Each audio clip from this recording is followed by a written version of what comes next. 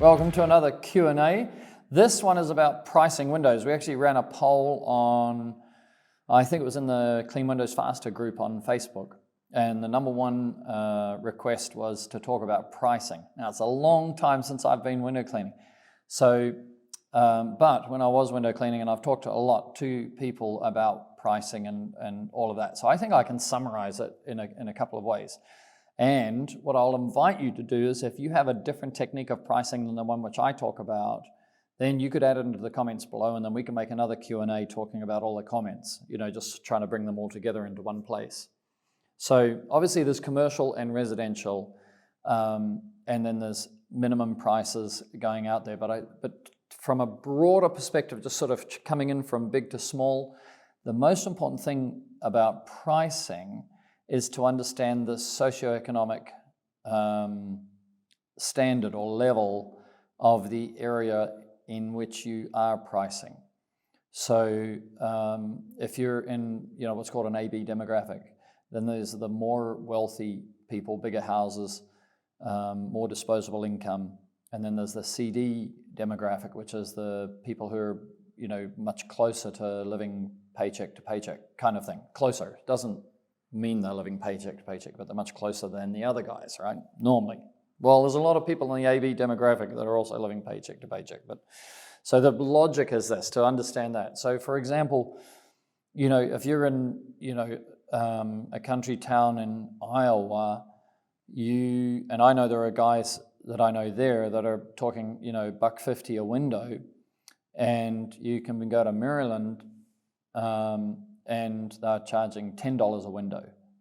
So there's a big difference. Because in America, you talk about people earning, oh, don't worry, the tax won't go up if you earn under $400,000 a year. You go, $400,000 a year is a lot of money. There's a lot of people who don't make anything like that, especially when you think that the minimum wage is, was 9 or 10 or 11 or 12, and soon it'll be 15, there's nowhere near $400,000 a year. So they're just different demographics, and I think the most important thing is to understand that you price into the demographic first, and if you get a chance to move, I've seen some guys recently move into higher demographic or within driving distance of higher demographics so that they can make more money. The second thing to understand about window cleaning also is how frequently you clean a window. So if you can clean a window more frequently, it'll take you less time to clean that window, right? Like all cleaning, the first clean is the hardest. So if you can get it to being, the more regular you can get it, the faster you can do it, the lower you can charge per window if you're a per window charge person, which I am. I use a per window technique for the pricing. So basically, move to an area with rich people who need to, which windows get dirty regularly. With great view. That's so a seaside, right? Seaside, every time the wind blows, the salt spray comes up and the window turns white, and they're rich, and they've got a great view. So exactly, the view is key, basically. They paid for the value of their house is the fact that they got a view, and then they want to have that view. And even I can also imagine people who have shop windows near the ocean side. Also, they have to. It's even more important because oceanside is great. I mean, great place to live. Yeah. The other one is like some of those Arizona, Nevada type places where they've got the habibs. I think they're called, or haboobs. I don't know. But anyway, what's that? No, they're like the sandstorm. Yeah. We would call it a sandstorm in Australia. So. But they've got a name for it, and it comes through. I mean, it's good for window cleaning. We spell it, I'm Swedish, so we spell it the same in Swedish, sandstorm, but we just pronounce it different. How do you pronounce it? Sandstorm. Oh. Yeah, the A is different. Not sa. I was having dinner the other night with some lads from the land of India, Oh, really? The Asian India.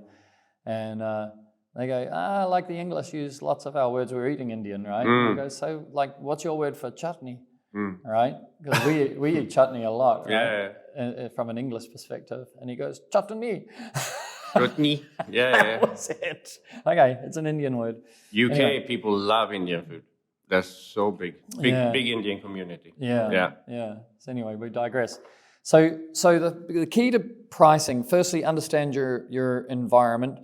Understand that if you are in, latitude 35 and below, California, going across to Texas, going across to Florida, and then you're on the low side of that mark, then you're going to be much closer to cleaning windows all year round, right? So the idea of regular window cleaning makes more sense there.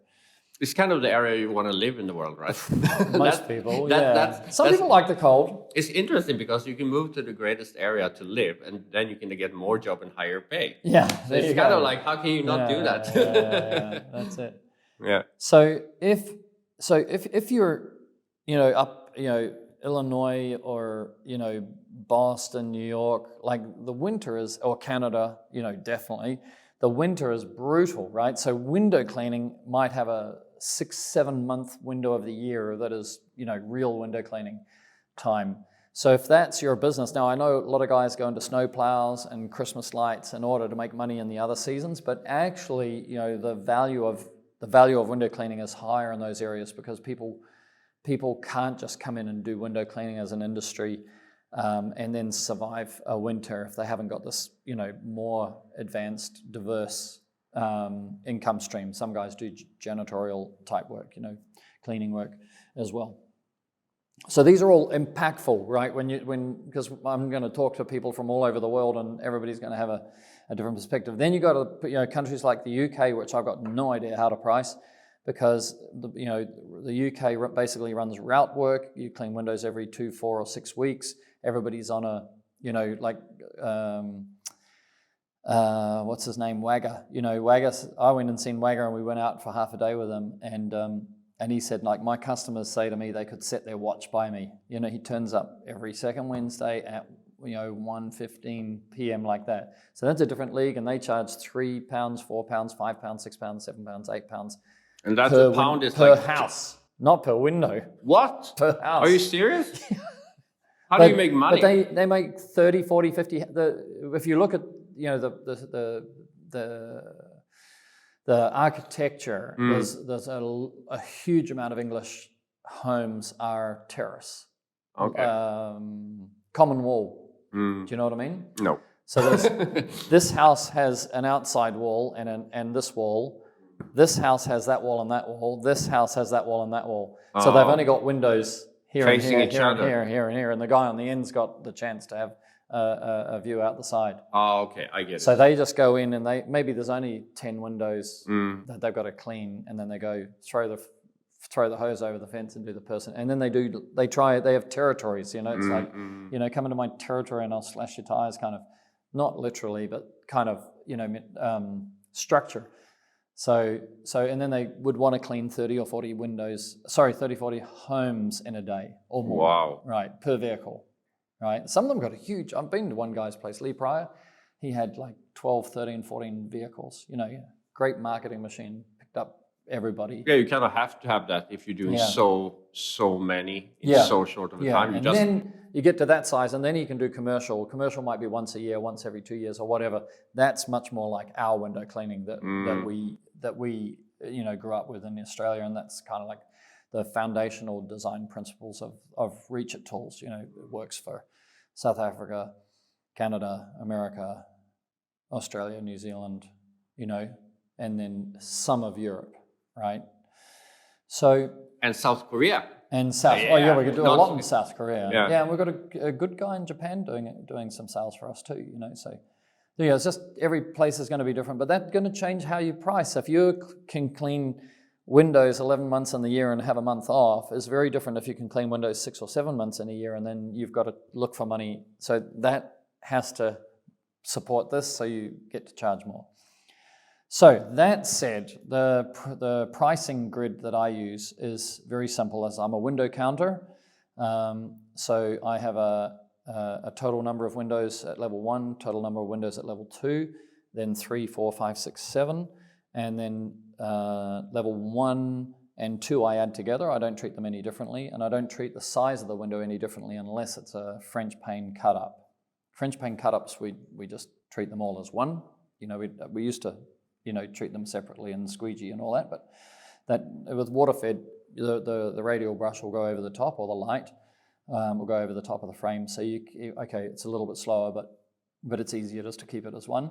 And then you have your factor that you multiply by, which is your socio-economic factor, or your lifestyle factor, or your size of your business legitimacy factor, where you've got insurances and workers' compensation and, and a shop to pay rent for and all that. So the bigger you get, the more you've got to charge in order for the business to be profitable. So that the total count of the windows you might multiply by $1.50 in one area, $3 in another area, $5 in another area, and that might move in the range of how far you're prepared to travel in order to clean those windows, right? And then when we go to the third floor, we multiply by 1.5, and we go to fourth floor, we multiply by 2. So whatever your socioeconomic factor is. If it's 3, then level 3 will be $4.50, level 4 will be $6, and then level 5 is times. Then we add one multiple each time we go up. So that way you can afford to clean the higher windows slower without making less money. They're more difficult to clean. You have to be more precise, and the nature of the pole, if you're using a water-fed pole, when you start going to extreme heights, the pole has a little bit of bounce in it, and so if you don't want that bounce to affect you negatively, then you slow down your action. Right? Do people usually accept that, customers, that it's more expensive the higher you don't clean? Tell them that. Okay. No. This is how to price. You just give them a. Okay. That'll be $500. That'll be $1,000. Like I said, I'm not a window cleaner, Yeah. No, some guys go hourly rate, and they say how. And in builders cleans, right? This is when somebody's just built a house. And you don't know what it is. The only way to price that is hourly rate, because one sticker's been cooked on there for 4 years while they've been building the house, and and if it was a fresh build, you'd be able to peel the sticker off and wash the window. And this window's on the south wall, and you can't get the sticker off. Is it common that they ask you about the pricing, the customers, or is it? Well, they won't let you clean the windows without a price. No. I mean to ask you how you count it. No. They might ask you to make it a little bit lower. No, that I would do that too. I was like, you really? Can you do anything about the price? We say, that we can't really do much about the price, but what I can do is a little bit more cleaning, like I can clean under the eaves for you, on the front of the building, or clean the face of the gutter, not bleach it, not whiten it, but clean it. So that's a good tactic when they try to bargain a little bit. Yeah, just try and add a service, hold the price and add the service. And you would do that anyway, basically? No. Okay. No, if they don't ask me to drop the price, I'll say, hey, I can do this and I can do that. I can do all of that for another $50. Right? Okay. But if you go, oh, look, I can't really drop the price because the company price is the price, but what I can do is stay a little bit longer and do a few more extra things for you, like that. So you can try and hold the price. But in the end, it's all about giving you great service. Yes, it's friendliness and I mean, giving clean windows. I mean, as long as they're clean, right? They can accept pretty much. Well, it's not just as long as they're clean, as long as they like you and it's clean. Yeah, exactly. They've got to feel safe with you in their house, and trust you. You're not eyeing off their house to tell your friend which house to. You're showing up on time. You leave the windows really nice and clean. That's interesting. It's all about relations.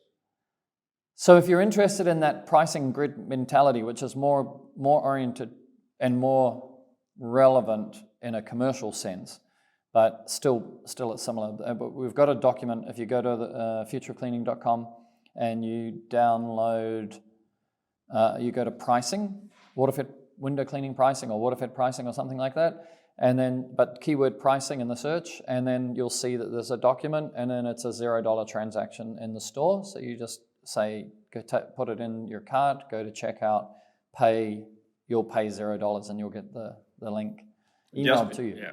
Yeah, and it's a good read, and it's good training if you want to train somebody else. It's well written, I think.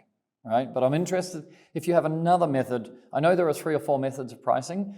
So if you wanted to discuss them in the comments below, then let's bring it on and we'll have a discussion about the pros and cons of different pricing methods. Yeah. That's about it. We'll see you in the next one.